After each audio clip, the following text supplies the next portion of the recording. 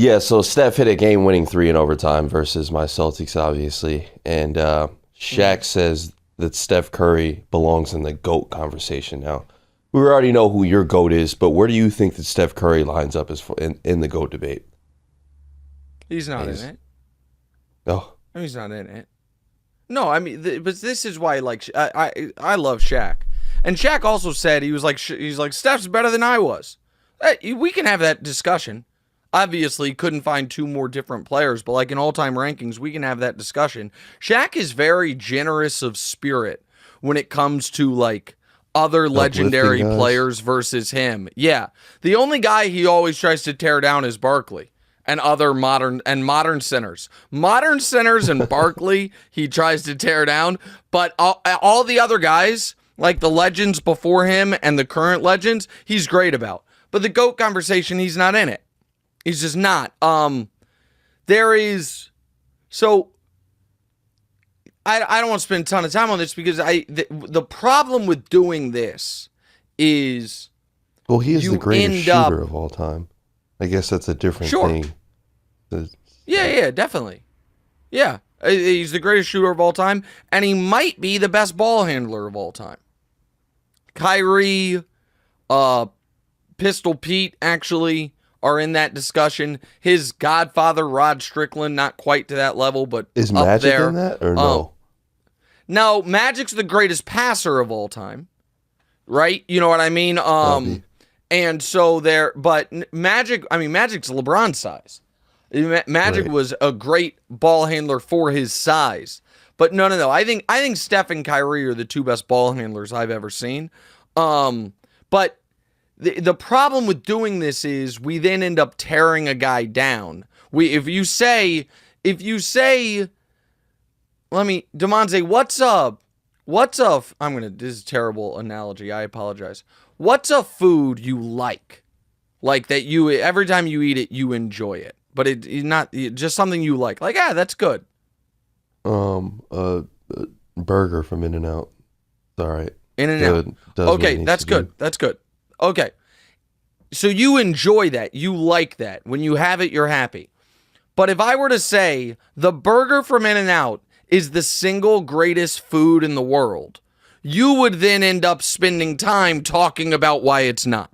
You would be like, well, no, it doesn't. It's not as good as this. It's not as good as that. And now Right. something you like, you're actually spending your time and energy. So the problem, overrating guys is actually, by accident, the most disrespectful thing you can do to them. And underrating them is kind of the nicest. Because if Shaq had said Steph Curry, not one of the 25 best players ever, guess what we would have spent the last couple of days doing? Talking about how awesome he is. But instead, if you like Steph Curry, greatest player ever maybe, what do we spend the last couple of days doing? Talking about why he's not. And so Fair point. the reality is this. The GOAT conversation in the NBA is three people wide. It's LeBron, Michael, and Kareem. Those are the three people eligible for the conversation. With, if you want to expand it to include Bill Russell, you can, but it does feel like that's almost a different conversation.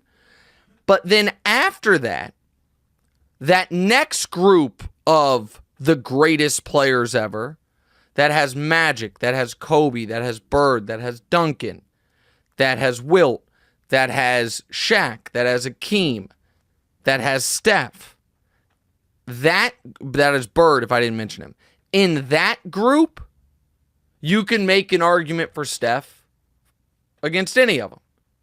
Now, I don't have him ahead of any of those guys I just listed. I don't. But if someone were like, Steph Curry was better than Shaq, or Steph Curry is better than Akeem, or Steph Curry was better than Larry Bird, you can at least craft the argument. I know people started to have the Steph versus Magic argument. I don't think that one is actually all that close, but I can listen to it. But that's the apex of where it's listenable. Like you can, if that makes sense. I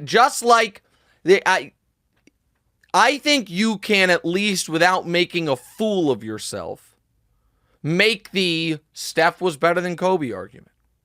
You can. I disagree with it, but you can make it. You can make the Steph was better than Duncan argument. I disagree with it, but you can make it. You can even squint hard enough to make the Steph was better than Magic argument, who I believe is the fourth greatest player ever. But that's where it ends. So the absolute top of where he can get to from a credible argument standpoint is fourth. I think he's more like 11th, but it would be fourth.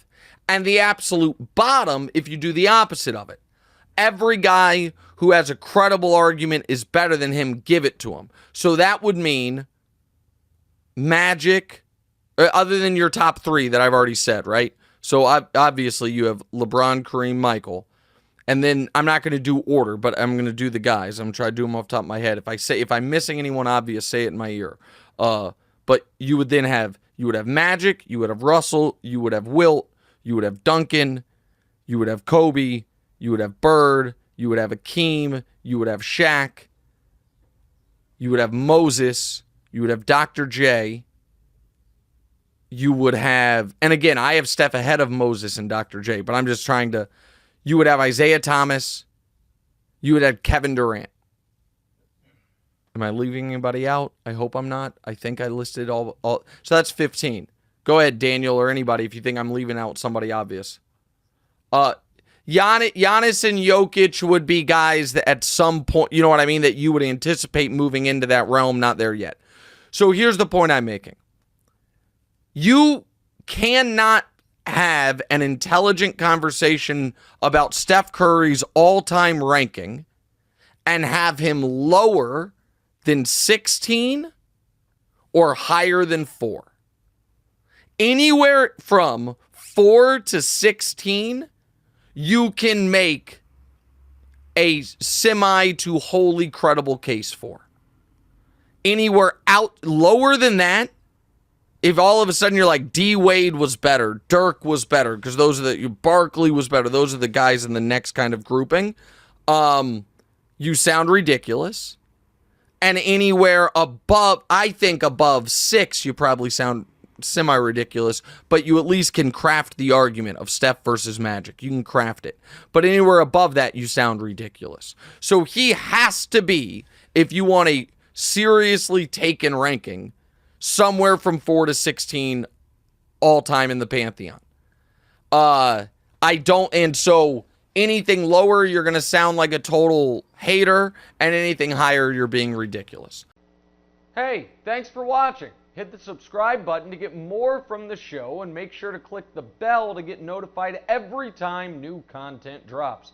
Check out full episodes of What's Right wherever you get your podcasts, or just click the link in the description below.